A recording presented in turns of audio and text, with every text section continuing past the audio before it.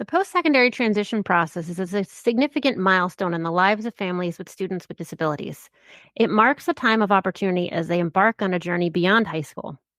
This crucial phase involves planning for all kinds of things, like considering higher education, vocational training, or even entry into the workforce, while also addressing the specific needs and challenges associated with their disabilities.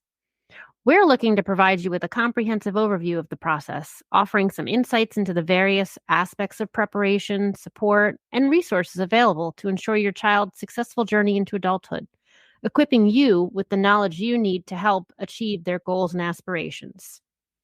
So, we're here with the Post Secondary Transition Podcast. We have conversations about the transition process and what it could look like for families of students with disabilities. I am one of the hosts. My name is Meghan Smallwood, and I am a public school transition coordinator. And I have a co host. And that would be Patrick Cadigan. I am a public school special education teacher. And we have been talking quite a bit over the last couple of weeks around the idea of college. And so now we're going to kind of take a little bit of a step back in the sense that we'd like to throw out one of our Transition 101 conversations where we introduce an aspect of the process.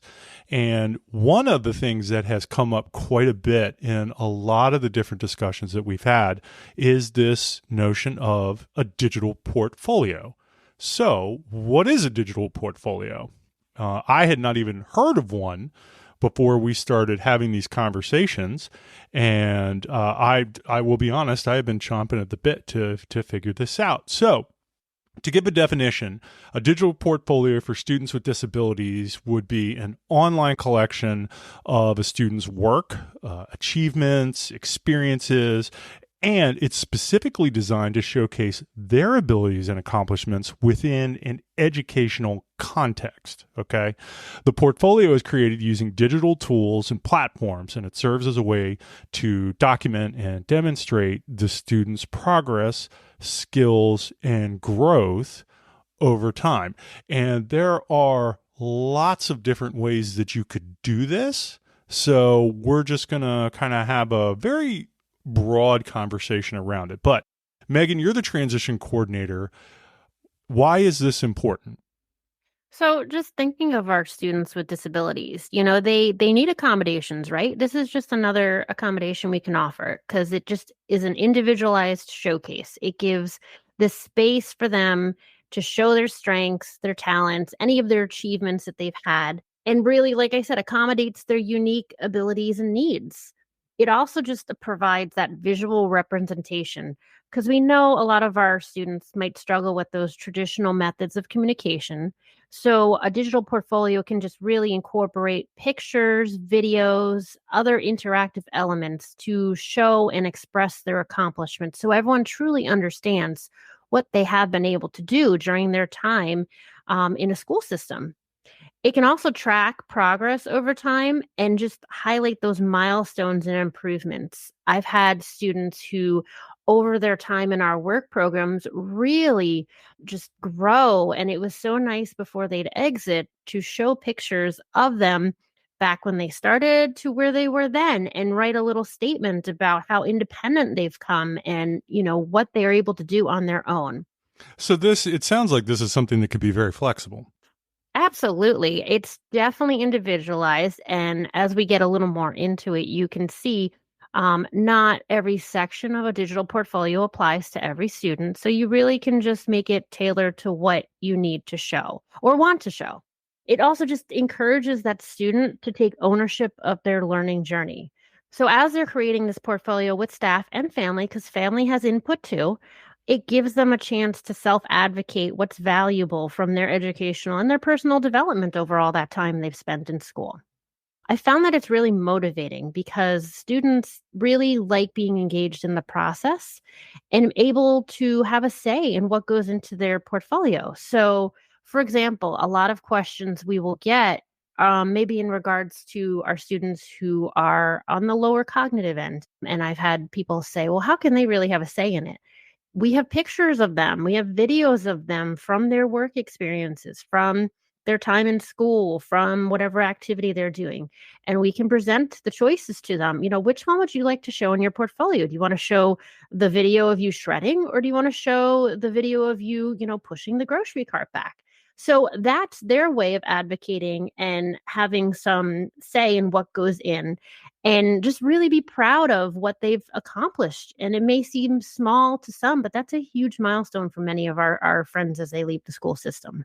So with some transition planning, moving on from the school system, a well-documented digital portfolio can really serve as evidence of their skills and their accomplishments and aid in that transition planning process. It's funny because as I'm listening to you talk about it in a weird way, it makes me kind of think of like a Facebook feed. And the reason that I'm thinking about that is that I remember when my son was born, and I kind of went a little crazy with the posting on Facebook, but years later, after I had kind of stopped doing all that stuff, I did go back and I was looking through it, and it was amazing that it was like almost like charting the life course in a way, right? Like Yes. there were points in his life that as I'm scrolling, I'm like, this is, so as I'm listening to you talk about that, I'm like, yeah, you're cataloging moments in time. And there's things, because they spend maybe 6, 7 years in high school. If they've been working on it for, a span of those years, there may be things that you totally forgot that they accomplished or participated in at the beginning of their high school career. So it's really nice to show that full picture of the student. And it might be something that they really enjoyed and can circle back to after they leave and move on to their next chapter of life. So, where do you think that families, if this was something that a family was choosing that they wanted to do, and to be honest with you, it could even be an educator, but if somebody were thinking to themselves, okay, this is what I want to do, where do you think they should start? Like, do you have like a list or something, or what do you think? So, like we mentioned before, it's really just individualized, but the content of a digital portfolio can, be based off of what the student's abilities, interests, and ultimately like what their educational goals were. You might have some text-based work. I know in many portfolios we put a resume they might have worked on in class, some reflection they wrote about a work site, or a work experience. There might be audio recordings. I know another transition coordinator who shared that she had a student who was not physically able to type in his portfolio, but he could be recorded to read what was typed for him. So he had his part in it. There might be videos, pictures, artwork that was completed, any projects or reports that they did. There's no, you know, end to what could be included. It's really open to what's best for the student to showcase. And the portfolio can be organized into sections that highlight the different aspects of their achievements, growths, and aspirations. So I know in our county, in my own personal experience, there's two different types of digital portfolios that I've used for students upon exit. And I seem to remember something about this because I know that there's a platform for one of them, right? Mm-hmm. And it's something that's Maryland specific, and the counties throughout Maryland are starting to use. I'll start with the informal one. So, and that can be made by anybody, a special educator, another staff member, family members. If your student has even exited years ago, and you might not have had a digital portfolio when they exited, this is something you can easily create. Or, on the other side, if you wanted to update a digital portfolio, and have your students go out for different work experiences now, it's easy to create one. You can make it through Google Slides, a PowerPoint, and just showcase any work experience they may have. Within the school system, we typically showcase the community-based instruction or CBI trips they take, our work program, career community experiences, and the work study students, different work sites that they've been at, along with in-school work experiences, because there's a lot that goes on in there. We also try to showcase their strengths, supports that they need to be successful, communication needs, any toileting needs if applicable, mobility needs, feeding needs, behavioral needs. And I like to include parental input too, that a lot of times might come from the IEP meeting or just after I've created this and the parents want, a little statement about something that's really important to them. So a lot of times it helps, and I really recommend talking to those related service providers to get a full picture of that information. So, for example, the speech pathologist I work with at my separate day school is phenomenal about writing up a little blurb for me, including pictures of the different communication devices they may have, so that anyone that could pick up this digital portfolio gets a snapshot of our student and knows where to go with them moving forward. As you were talking about all that, Megan, I'm going to throw out there a little bit more acronym vomit. Yes, yes. Thank you, parents. I am the guy that you can rely on for this. You had mentioned CBI. For those uninitiated, what is CBI? I think I mentioned it's community-based instruction. So basically, those trips that they take out in the community, usually we have an educational purpose for it. So if they're going to the grocery store, it could be for them to practice the exchange of money, socializing with people in the community.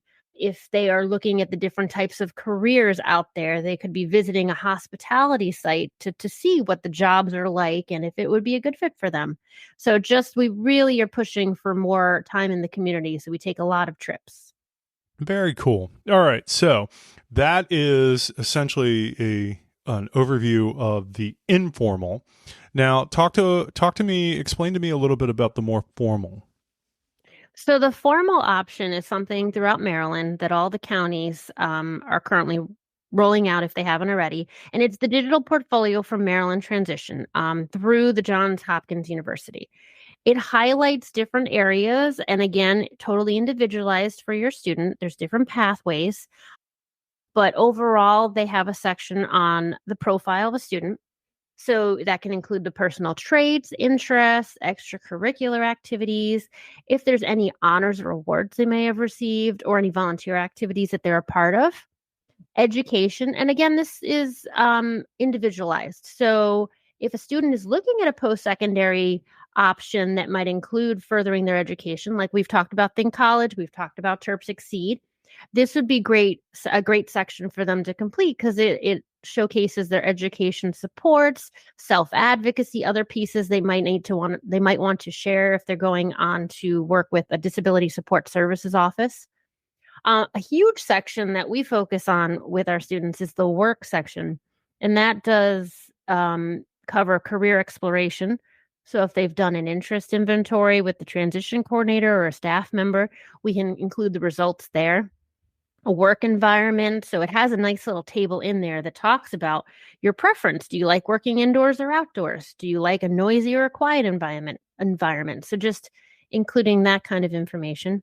Any employment supports, which is another great self-advocacy skill. So going to a work site, what might you need to be successful? Do you need a task checklist? Do you need verbal prompting? Do you need a reminder for a break? Those kinds of things. Work-based learning, which is where we put a lot of our experiences from their career and community exploration time, resume references. There's a life section as well. So that might cover personal safety, personal care, healthcare, a lot of input from home because they'll ask for information about if they do chores, kitchen activities, laundry activities, grocery shopping, banking, leisure activities. And that can be a lot of information gathered from a parent questionnaire home.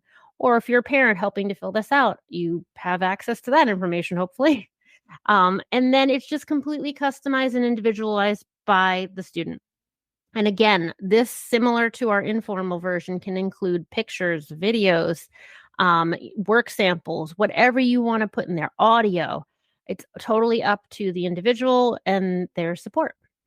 That's really cool. I remember, I think I came across in one of the folders that we share, there was a particular student digital portfolio, and that's when I kind of started to understand a little bit about what some of that stuff is. I thought it was really cool because it was like talking about his job interests, and they had taken the teacher had done photos of him and talked a little bit, had some extra additional text in there about some of his interests and things like that. So again, very cool, very helpful, I would think.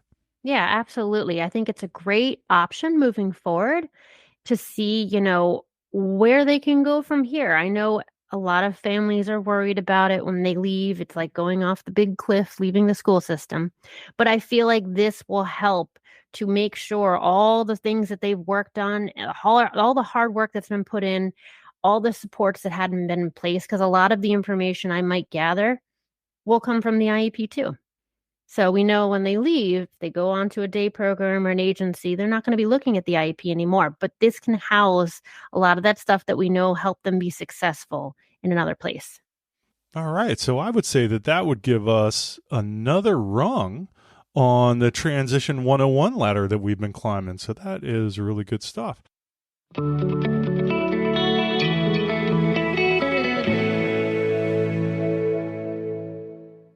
All right. So before we let you guys go, I was going to throw out there that's helpful resource. Now, as Meghan and I have continued on with these conversations, one of the things that we have started to do is we started to branch out a little bit. We were looking outside of what we would normally do and looking for resources from all over the place. So I'm going to throw out a resource that I found that would be within the state of Mississippi, and it's called Mississippi Transition. It is a website. It starts with very general information. Basically, it's a website that has a lot of links to different resources that are available within the state of Mississippi. As I'm scrolling through the website, they have events, they have links to Autism Speaks, other websites, anything that somebody might find helpful. There are even links to informational podcasts. That was one of the reasons why I found it, was because I was doing some research on other podcasts besides ours that cover the secondary transition process.